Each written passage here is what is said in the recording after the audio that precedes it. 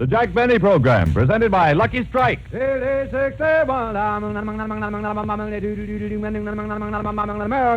Smoke a Lucky to feel your level best. Smoke a Lucky to feel your level best. Your level best. That's how you'll feel when you light up a Lucky. Because Lucky's fine tobacco picks you up when you're low, calms you down when you're tense, puts you on the right level to feel and do your level best. It's important to you as a smoker to know that fine tobacco can do this for you. And as you know, LSMFT, Lucky Strike means fine tobacco. No wonder more independent tobacco experts, auctioneers, buyers, and warehousemen smoke Lucky Strike regularly than the next two leading brands combined. It's good to know that fine tobacco picks you up when you're low, calms you down when you're tense, by putting you on the right level to feel and do your level best.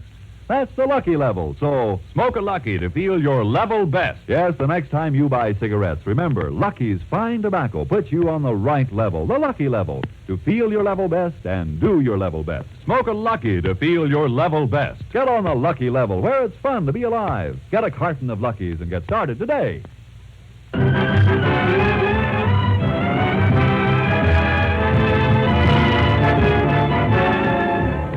The Lucky Strike program starring Jack Benny with Mary Livingston, Phil Harris, Rochester, Dennis Day, and yours truly, Don Wilson.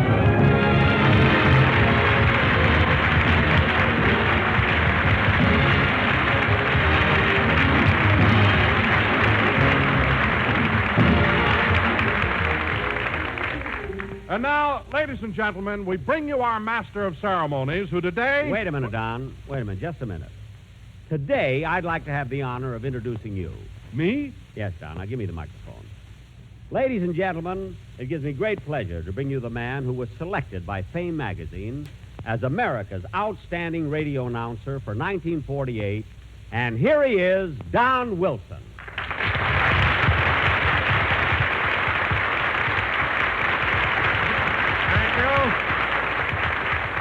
Thank you, and thank you very much, Jack. I really didn't expect you to introduce me like that. Well, why shouldn't I, Don? You deserve it. According to Fame magazine, the radio critics and columnists selected you because you have poise, warmth, perfect enunciation, and a voice with an ingratiating quality that not only invites confidence, but has great dignity. And they're right.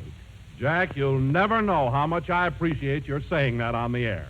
Why? I have an uncle in Duluth who thinks I'm nothing but a big fat slob.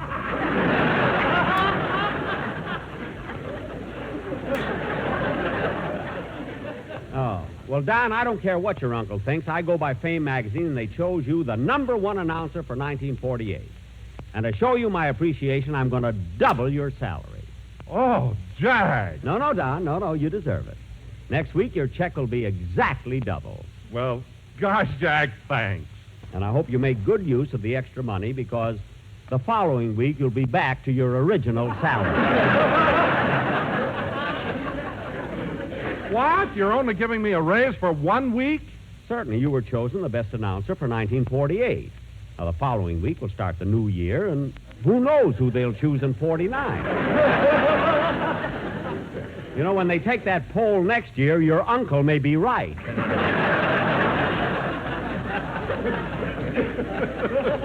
Believe me. Oh, that's very funny, Jack. It really is. No matter what situation arises, you always seem to think of something funny to say. What?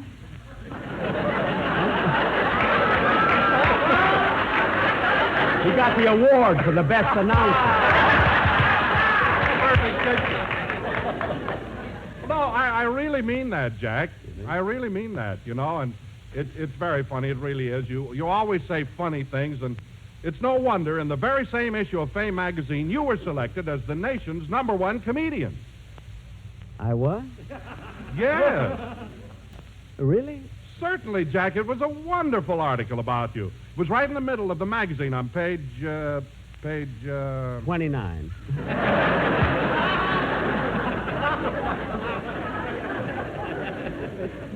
That's what it was. Oh, then you read it. Well, Don, I must confess that I just glanced through it, but do me a favor, will you? What is it, Jack? Although Fame magazine was very kind in bestowing this honor upon me, I wish you wouldn't mention it. Why?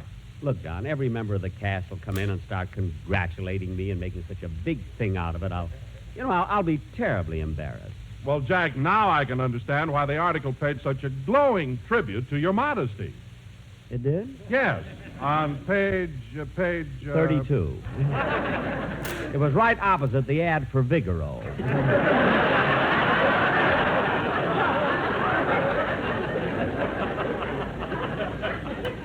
Anyway, Don, promise me you won't mention the article in front of the members of... Oh, hello, Mary. Oh, hello, Jack. Hello, Don. Hello, Mary. Mary, why are you so out of breath? Well, I rode down here on the bus, and I got off at the wrong place. Uh-huh. Then I remembered we don't broadcast from there till next week, and I had to run all the way back here. Oh, yes. Mary, why did you come to the studio on a bus? Well, I was going to drive down, but I didn't want to use Jack's Christmas present so soon. His Christmas present? Mary, did Jack give you a car? No, a gallon of gas. Mary, that wasn't gas in that can. There was a gallon of perfume. Well, thanks very much, Jack, and I wish you'd send me some more. Oh, did you like it? I think it's wonderful. I put some on my dress, and 3 moths dropped dead. Good. Say, Mary, what'd you receive from home? Did you get a nice present from your sister, Babe? No, Jack. Babe couldn't send me anything this year. She lost her job. Oh. Isn't she modeling anymore? No, that harness shop closed up.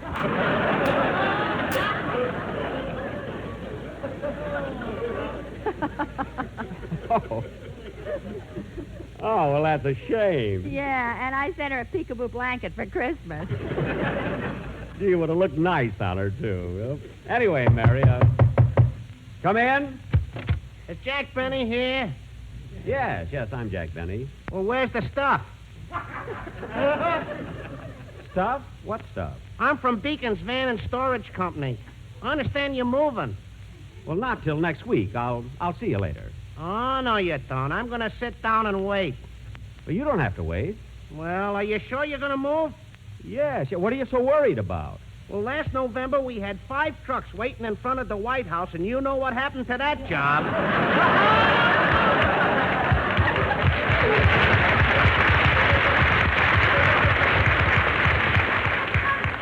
Oh, yes. We carried that piano in and out 19 times.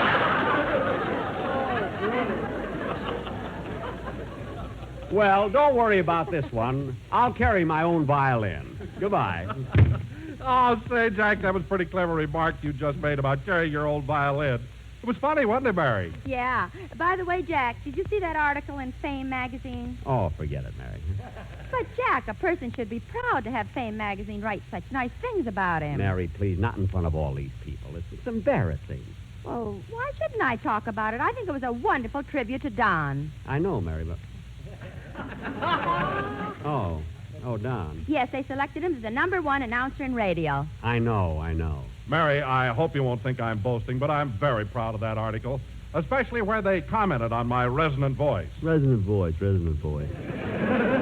What a ham. And, Mary, there was another paragraph that said that my voice not only invites confidence, but has great dignity. That was on page... what page was that, Jack? Who remembers pages? Now, let's stop this silly talk and get on with the show. Jack, what are you so mad about? Mary, I'm not mad. It just so happens... Oh, hello, Mr. Benny. Oh, hello, Dennis. It just so happens that Merry Christmas. Merry Christmas, kid. It just so happens that Happy New Year. Happy New Year. It just so happens Can I go home now? Certainly. Mary, it just so... Dennis, come back here. You just arrived. Why do you want to go home? Well, my aunt is visiting us for the holidays, and my mother wants me to entertain her. Oh, your aunt, eh? Your mother's sister? No. Oh, then she's your father's sister. No. But Dennis, she's your aunt. Whose sister is she? Her brothers.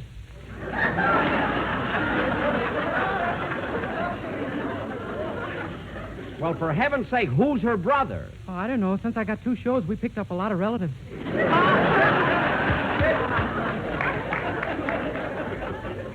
I know what you mean, kid. Yeah, the house is full of them. I got an uncle in the back bedroom, and I can't understand him at all.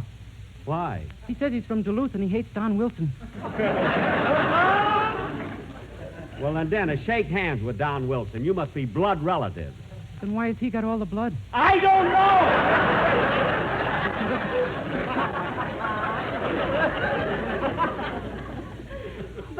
Dennis.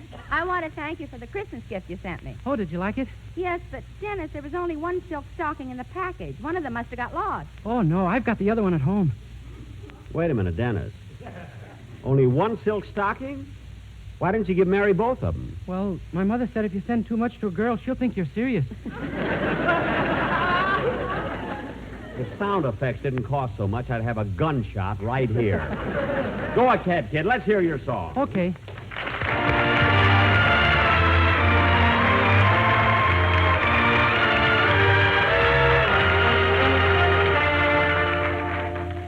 If you ever go across the sea to Ireland, then maybe at the closing of your day, you will sit and watch the moon rise over Clather and see the sun go down on Galway Bay. Or the breezes blowing o'er the seas from Ireland are perfumed by the heather as they blow, and the women in the uplands digging pretty speak a language that the strangers do not know. For the strangers came and tried to teach us their way. They spawned us just for being what we are. But they might as well go chasing after moonbeams or light a penny candle from a star. And if there is going to be a life hereafter, and somehow I'm sure there's going to be, I will ask my God to let me make my heaven in that dear land across the Irish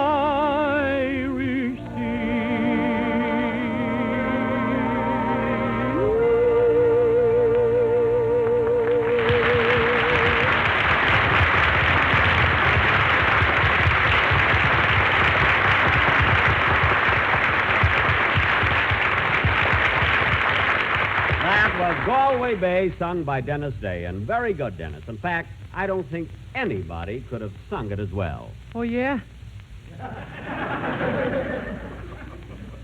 What do you mean, oh, yeah? Oh, don't try to flatter me. The other day I saw you go into a music store and buy one of Frank Sinatra's records. So what? I've seen you walk into a store and buy records by Bing Crosby. Well, he has 4 kids to support. Oh, yes, 4 boys. What are their names again? Gary, Lindsay, Durston, and Osborne. Oh, stop, will you? Oh, Jack, that reminds me, are you still going with Mr. Osborne's secretary, little old Daisy Dickinson? Yes, Mary. As a matter of fact, she's coming over to my house for dinner tonight. Really? When'd she make the reservation? She didn't have to. I'm inviting her. She wants to leave a little something under the plate. That's up to her. Anyway, I've invited her to dinner. Well, I hope you take that sign down in your dining room. The 4th cup of coffee free. I took that down right after the Thanksgiving rush. Anyway, Mary, I'm really serious with Daisy. You know, she's one of the sweetest girls I've... Oh, hello, Phil. Hiya, Jackson. Hello, folks. Here's little old Harris on the day after Christmas, so cheer me from Alaska to the Panama Isthmus. Lay it on. Oh, make me know it. Oh, I love it here. How do you like an entrance like that? Phil. What? Phil, how in the world can you walk out on the stage like that and ask an audience to applaud you? Jackson, when you ain't got talent, you gotta have guts.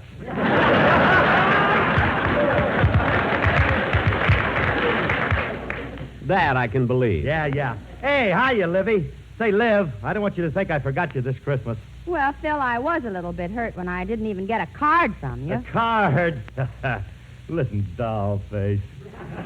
I got something special for you. Come here, baby. Come right over here. Come on up a little closer. Move right in. That's it. Now pucker up them lovely lips and hold on tight, babe. Come to me. Phil, wait a minute.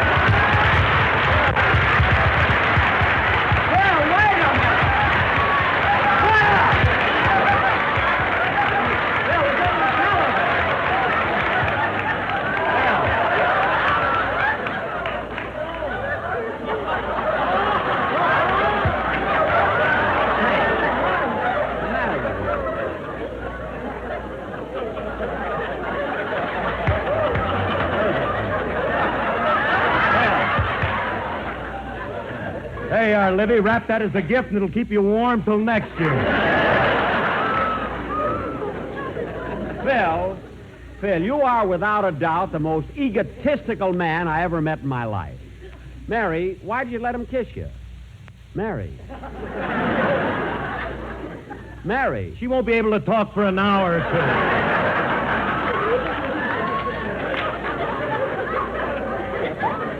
What? Mary. Mary, say something. Hi, Mark. Now, Mary, stop going along with him. He's hammy enough. Now, let's try... Say, Jack, I want to talk to you about the commercial. The boys Hiya, Donzo. Well, hello, Phil. Hey, Don, I want to congratulate you on being picked the #1 announcer on the air. Well, thank you, Phil. Now, I don't want to seem immodest or undignified, but the honor will certainly lend to my prestige. I have an uncle in the back room who thinks you're awful. Dennis, quiet. And Phil, in this thing about Don, if you're referring to that article in Fame magazine, you know there was something about me in it, too. I wouldn't know about that, Jackson. My kids must have skipped that part when they read it to me. Your kids read it to you? Phil, aren't you ashamed to let your children know you can't read? No, Jackson, they love it. They think I'm a character. What? Whenever I do something, the little one nudges the big one and says, "Get him." Well, I got to say one thing, Phil. For a guy like you, you got a wonderful family. Well, thanks, Jackson. Hey, by the way, I was just going to ask you if you wanted to go hunting with me. I'm going up in the High Sierras again. The High Sierras? Yeah. Oh, are you going to hunt? Oh, no. Oh, no, you're not going to catch me with that gag again. Go work it on somebody else. Say, Phil, what are you going to do this New Year's Eve? Well, me and Remley are going around frightening people, you know, like we did on Halloween. Frightening people? Yeah, what fun we had. We made up like ghosts and went to a nightclub where Maxie Rosenblum and Maxie Bear were doing their act. What's exciting about that? Well, here's what happened. See, Remley started off by going into Rosenblum's dressing room and began to haunt him. Oh, and did you haunt Bear? No, I had a sheet on.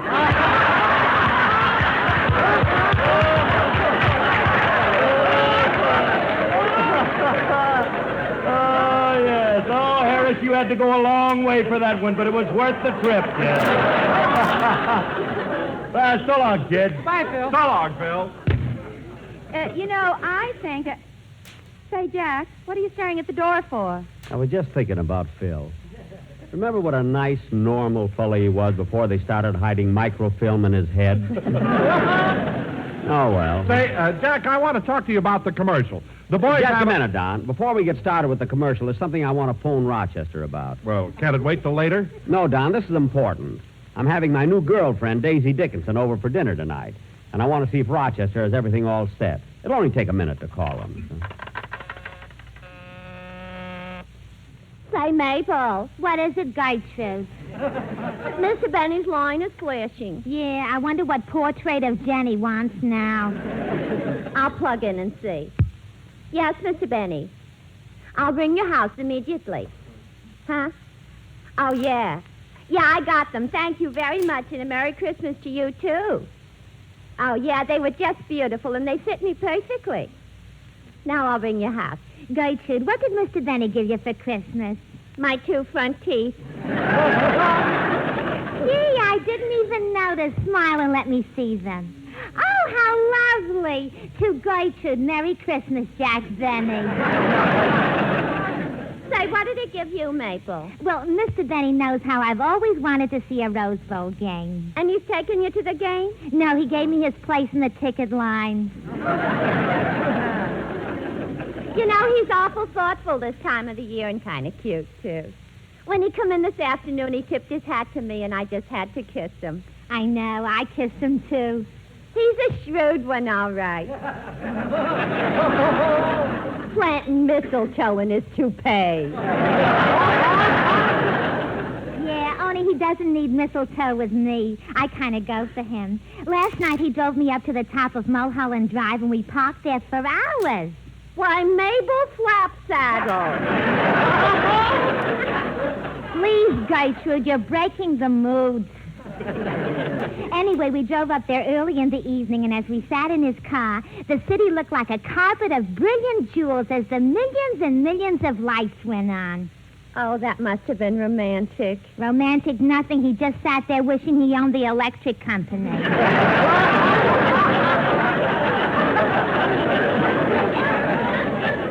That's funny. He's never like that with me. What do you mean? A few months ago, he took me out in his car, and my goodness, was he a nigger beaver. Did he try to kiss you? How do you think I lost my 2 front teeth? You know, Gertrude, there was a time I thought that... Hello? Yeah, Mr. Benny, I tried to get your house, but the line is busy. Oh, well, I'll try again later. Thank you. Say, Jack, I've been trying to talk to you about the commercial. I think we'll have to do the commercial without the Sportsman Quartet. But why? Aren't they here? Well, yes, but that's what I've been trying to tell you. They have very bad colds. All 4 of them? What are they doing about it? They chipped in and bought a 4-way cold tablet. Don, you got the award for being an announcer, not a comedian. And anyway, whether they have colds or not, we need a commercial. I know, Jack, but how can they sing when they have colds? That's their problem. All I know is I have to have a commercial. Now go ahead with it. Okay, take it, boys. Happy days again with New Year's Eve. So again we will all stand up as Gesundheit. Thank you, happy days for you and me. Lucky strikes are here to stay. In fact, they never been away. So we'll celebrate on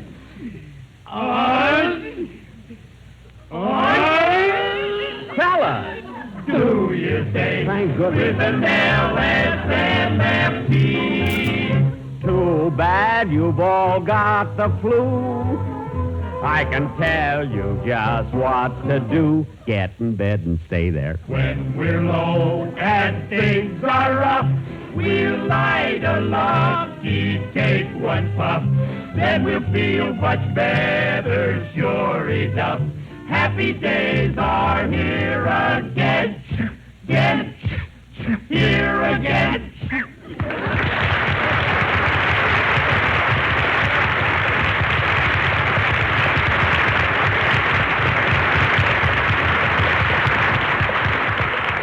See, they must have caught that cold from Guy Lombardo. Anyway, Don, it was all right. Jack, you ought to be ashamed of yourself, making the boys sing when they had such bad colds. They had to sing through their noses. Fred Allen's been doing that for 20 years, and he sounds awful. Happy New Year, Dennis. Don, you better tell me... Well, Portland, look who's coming down Main Street. Titus Moody. Dennis. Howdy, Bub. Dennis! Now, that's enough. Now, Don, you better tell the boys... Oh, for heaven's sake, come in. Remember me, Mr. Benny? Huh? Oh, yes, you're the lingerie clerk in that department store who sold me that nightgown for my sister last week. Yeah, the nightgown with the loops on the bottom. Yes. A nightgown with loops on the bottom. Yeah, when you go to bed, you put the loops over your toes so the nightgown won't creep up on you. Yes. Yeah, did you send it to my sister? No, that's why I'm here. We found out those nightgowns are dangerous. Dangerous? Yeah, my wife has one of those nighties with the loops. And last week in the middle of the night, she started to get out of bed and almost broke her neck.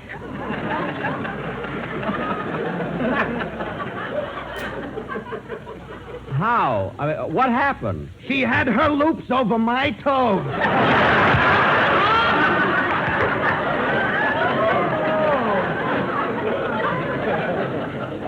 I'll come down to the store and get something else for my sister. Okay. Ask for me, Ronald J. Coleman.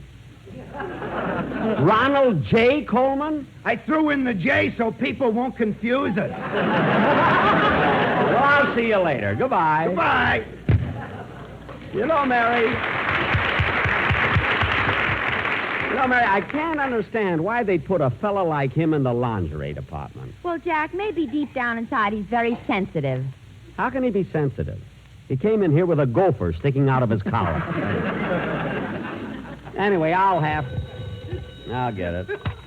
Hello? Hello, Mr. Benny. This is Rochester.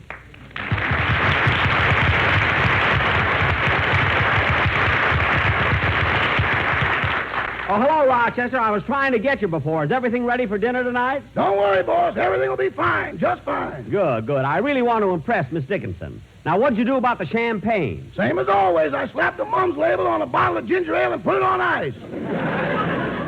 What? And when you open it, I'll be hiding behind the screen with my pop gun. Look. Let's synchronize our watches now. Okay, I've got 5:28 and a half. Roger. Good. Now, Rochester, I hope you remember the instructions I gave you about tonight. Yes, sir. After I finish serving you and Miss Dickinson, I'm supposed to turn all the lights down low. Uh-huh. Put soft music on the phonograph and spray the room with Chanel No. 5. Uh-huh. Then quietly leave the room and let your blue eyes take it over from there. That's right. Then when I'm outside, I'm supposed to turn the garden hose on the windows so you can say, "Look, honey, it's raining. You can't go home yet."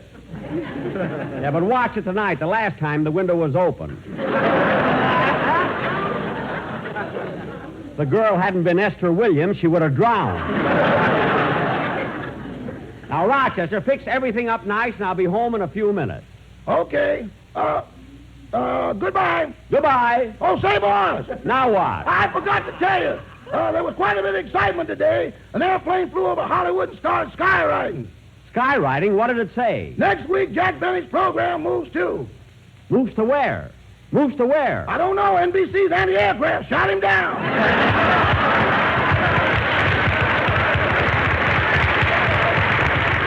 Oh.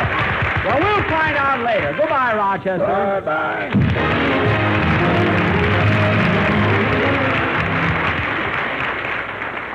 Ladies and gentlemen, next week we'll be with you again at the same time with the same cast on another network. However, I want to take this opportunity of thanking everyone connected with NBC for a very pleasant association.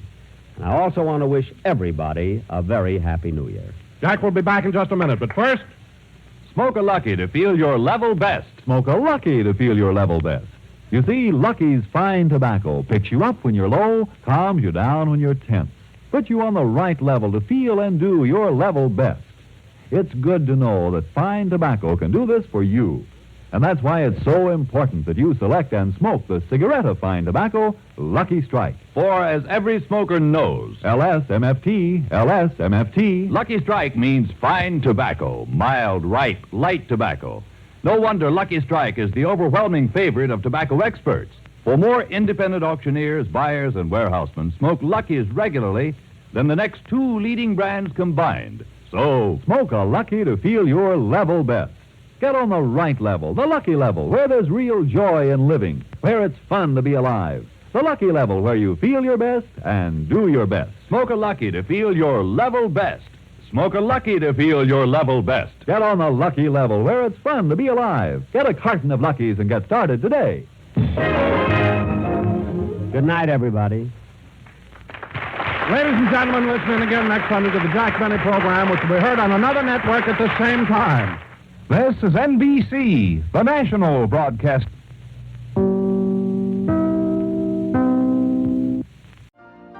You've been listening to the OTR Gold Network. Find more classic radio at otrgold.com.